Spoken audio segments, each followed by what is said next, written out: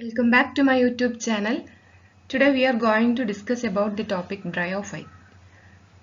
Plus 1 Botany second chapter ആയിട്ടുള്ള Plant Kingdomത്തിലെ ഒരു important ആയിട്ടുള്ള ഏരിയയാണ് Bryophyte എന്ന് പറയുന്നത്. ഒരുവിധം 2 മാർക്ക് ക്വസ്റ്റ്യൻസ് ഒക്കെ വരുന്ന ഏരിയയാണ്. അപ്പോൾ മെയിൻ ആയിട്ടും Bryophyteന്റെ ക്യാരക്ടേഴ്സ് അതുപോലെ തന്നെ 2 ക്ലാസിഫിക്കേഷൻ മോസസ് ആൻഡ് ലിവർവേർഡ്സ് എന്ന് പറയുന്ന 2 ഗ്രൂപ്പുകളെ പറ്റിയാണ് ഈ ഒരു ഭാഗത്ത് നമുക്ക് പഠിക്കാനുള്ളത്. Okay. Bryophytes include various mosses and liverworts. They commonly grow in moist shaded areas. മഴ വരുന്ന സമയത്ത് അല്ലെങ്കിൽ മഴക്കാലത്തൊക്കെ നമ്മുടെ മുറ്റത്തൊക്കെ കാണാൻ പറ്റുന്ന ടൈപ്പ് ഓഫ് പ്ലാന്റ്സ് ആണ് എന്ത് ബ്രയോഫൈറ്റ്സ് എന്ന് പറയുന്നത്. ഒരു ഇമ്പോർട്ടൻ്റ് ആയിട്ടുള്ള ടോപ്പിക് അല്ലെങ്കിൽ ഇമ്പോർട്ടൻ്റ് ആയിട്ടുള്ള ഏരിയ ക്വസ്റ്റ്യൻ വരുന്ന ഒരു ഏരിയയാണ്. Why these bryophytes are known as amphibians of plant kingdom? Because these plants can live in soil but they depend on water for their sexual reproduction. Okay, amphibians എന്ന് പറയുമ്പോൾ നമ്മളുടെ ഒരു concept പ്രകാരം എന്താണ് വാട്ടറിലും അതുപോലെ സോയിലിലും ജീവിക്കാൻ പറ്റുന്നവരാണ്. പ്ലാന്റ് കിങ്ഡത്തിലെ ആംഫിബിയൻസ് ആണ് bryophytes എന്ന് പറയുന്ന ഗ്രൂപ്പ്. കാരണം they can live in soil, സോയിലിലും വളരാൻ പറ്റും, and also they depend on water for their sexual reproduction. അവരുടെ ലൈഫ് സൈക്കിൾ കംപ്ലീറ്റ് ചെയ്യുന്നതിന് വേണ്ടിയിട്ട് അവരെന്തിനെ ഡിപ്പെൻഡ് ചെയ്യുന്നുണ്ട്? വാട്ടറിനെ ഡിപ്പെൻഡ് ചെയ്യുന്നുണ്ട്. അതിനാൽ തന്നെ ബ്രയോഫൈറ്റ്സിനെ ആംഫിബിയൻസ് ഓഫ് പ്ലാന്റ് കിങ്ഡം എന്നാണ് പറയുന്നത്. ക്ലിയർ? 2 മാർക്ക് ക്വസ്റ്റ്യൻ ആയിട്ട് വരാറുണ്ട്.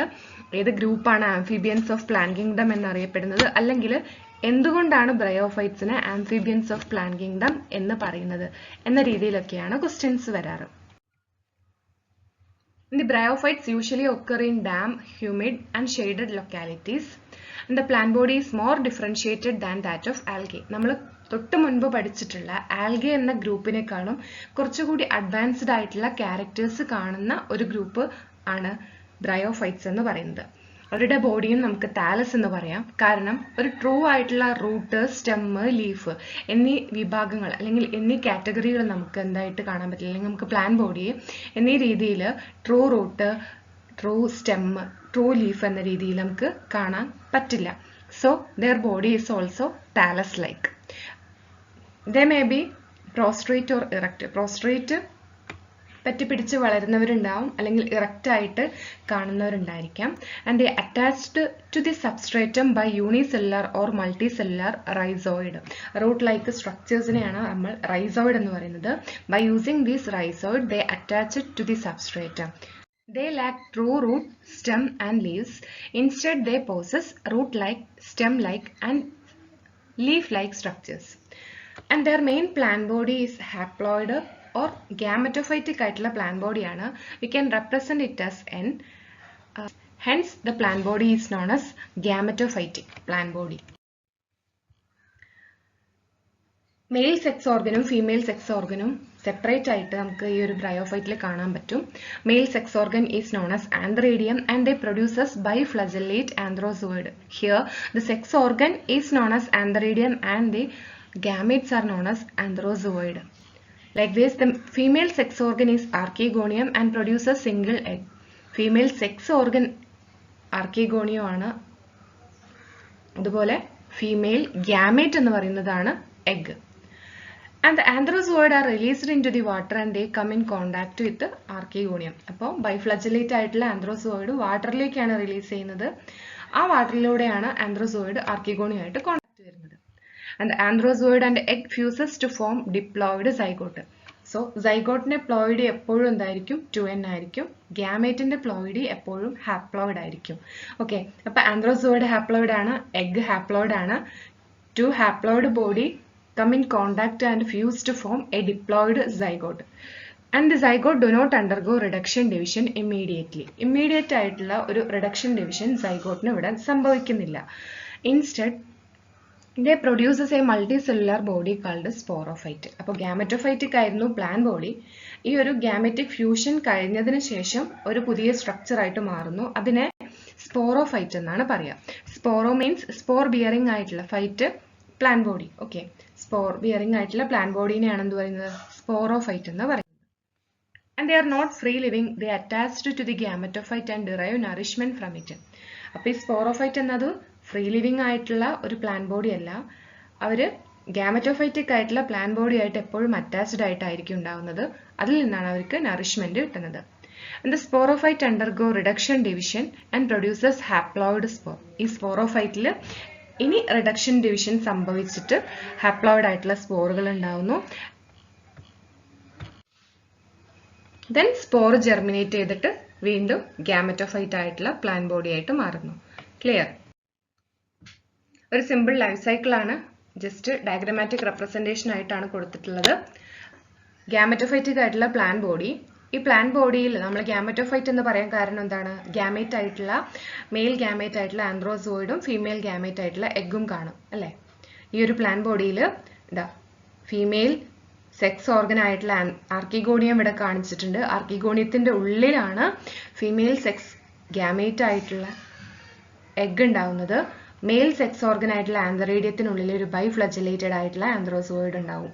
ഈ ആന്ത്രോസോയിഡ് വാട്ടറിലേക്ക് റിലീസ് ചെയ്യുന്നു, ആർക്കിഗോണിയത്തിനുള്ളിലേക്ക് എൻറ്റർ ചെയ്ത് എഗ്ഗുമായി ഫ്യൂസ് ചെയ്തിട്ട് എന്തായിട്ട് മാറും? സൈഗോട്ടായിട്ട് മാറുന്നു.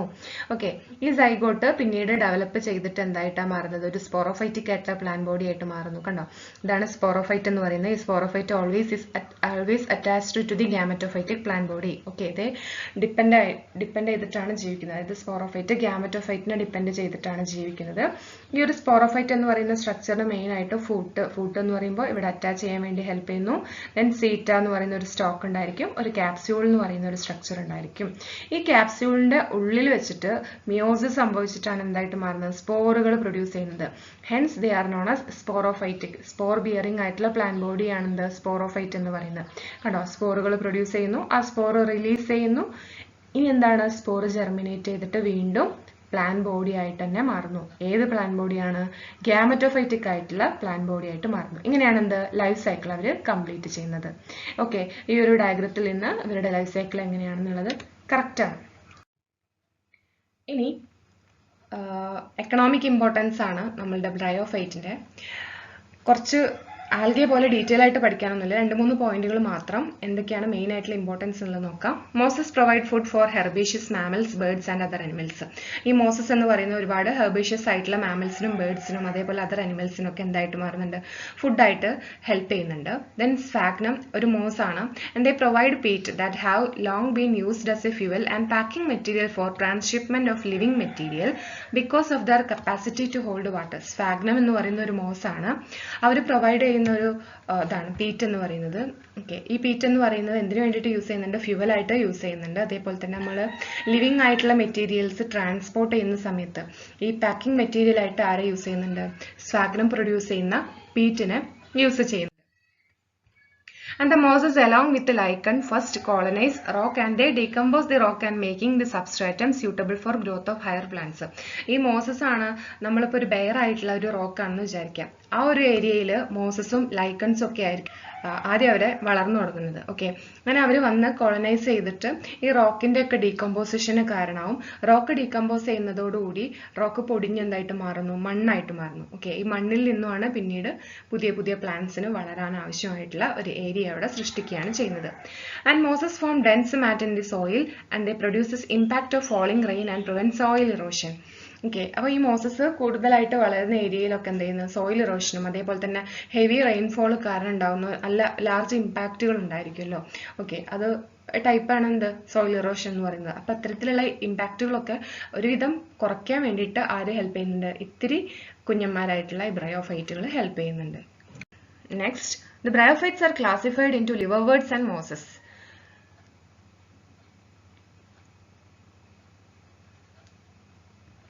Liverworts grow usually in moist shaded habitat. The plant body is also known as thalloid or thallus-like. Example for liverworts is Marchantia. Asexual reproduction എന്ന് പറയുന്നത് എന്താണ്? ജെമ്മ എന്ന് പറയുന്ന ഒരു സ്ട്രക്ചർ ആണ്, അല്ലെങ്കിൽ ഫ്രാഗ്മെന്റേഷൻ എന്ന് പറയുന്ന ഒരു റീപ്രൊഡക്റ്റീവ് മെത്തേഡ് വഴിയാണ് നടക്കുന്നത്. ഇതാണ് ജെമ്മ എന്ന് പറയുന്നത്. കണ്ടോ, പ്ലാന്റ് ബോഡിയുടെ മുകളിൽ ഒരു ജെമ്മെ കപ്പ് ഫോം ചെയ്യുന്നു. ജെമ്മെ കപ്പിനുള്ളിലായിട്ട് ജെമ്മെ പ്രൊഡ്യൂസ് ചെയ്യുന്നുണ്ട്. ഈ ജെമ്മയാണ് പിന്നീട് റിലീസ് ചെയ്തിട്ട് പുതിയ പ്ലാന്റ് ബോഡി ആയിട്ട് മാറുന്നത്. ഓക്കെ, ഇത്തരത്തില് gemmae are green multicellular asexual bud which develop gemmae cup.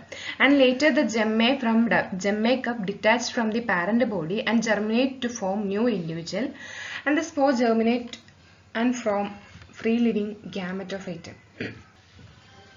ഇനി സെക്ഷൽ റീപ്രൊഡക്ഷൻ മെത്തേഡ് ആണ് ജെമ്മയും ഫ്രാഗ്മെന്റേഷനും പറഞ്ഞു. സെക്ഷൽ റീപ്രൊഡക്ഷൻ മെത്തേഡ് എന്ന് പറയുന്നത് നമ്മൾ സാധാരണ പഠിച്ചിട്ടുള്ള മെയിൽ ബ്രയോഫൈറ്റിന്റെ ജനറൽ ആയിട്ടുള്ള സെക്ഷൽ റീപ്രൊഡക്ഷൻ പോലെ തന്നെയാണ് ഈ ഒരു റീപ്രൊഡക്ഷനും നടക്കുന്നത്. അതായത് മെയിൽ ആൻഡ് ഫീമെയിൽ ഗാമേറ്റുകൾ സക്സസീവ് ആയിട്ടുള്ള മെയിൽ ആൻഡ് ഫീമെയിൽ സെക്സ് ഓർഗനിൽ പ്രൊഡ്യൂസ് ചെയ്യുന്നു. ആന്ത്രേഡിയം എഗ്ഗും ഫ്യൂസ് ചെയ്തിട്ട് സൈഗോട്ട് ഫോം ചെയ്യും. സൈഗോട്ട് ഡെവലപ്പ് ചെയ്ത് സ്പോറോഫൈറ്റ് ആയിട്ട് മാറുന്നു. സ്പോറോഫൈറ്റിൽ സ്പോർ പ്രൊഡ്യൂസ് ചെയ്യുന്നു. And then the spore germinate to form free living ഗാമ. Second group is mosses.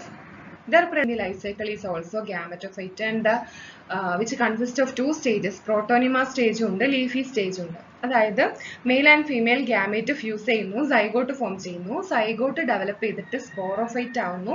സ്പോറോഫൈറ്റിലാണ് spore ഉള്ളത്. ഓക്കെ, ഈ സ്പോർ ജെർമിനേറ്റ് ചെയ്തതിന് ശേഷം ഫസ്റ്റ് ഫോം ചെയ്യുന്ന സ്റ്റേജ് ആണ് പ്രോട്ടോനിമ stage. And they include a primary protonema stage and secondary protonema stage. And the primary protonema direct ആയിട്ട് സ്പോറിൽ നിന്നാണ് form ചെയ്യുന്നത്.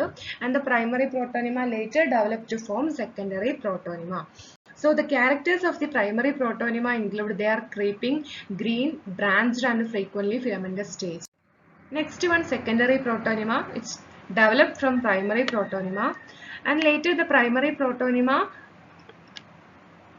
later secondary protonema develop into a second stage known as leafy stage. അപ്പോൾ രണ്ട് സ്റ്റേജിലൂടെയാണ് അവർ കടന്നു പോകുന്നത്. പ്രോട്ടോനിമ സ്റ്റേജും leafy സ്റ്റേജും. Question വരാറുണ്ട് എന്താണ് പ്രോട്ടോനിമ.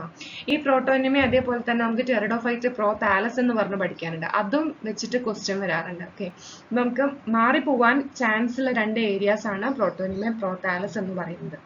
And the leafy stage formed from secondary protonema and they consist of upright slender axis bearing spirally arranged leaves. They attached to the soil by using rhizoid, and this stage bears sex organ. Vegetative reproduction എന്ന് പറയുന്നത് fragmentation വഴി തന്നെയാണ്. Okay, ഇത്രയാണ് നമ്മുടെ bryophyte എന്ന് പറയുന്ന ഈ ഒരു ചാപ്റ്ററിൽ പഠിക്കാനുള്ളത്.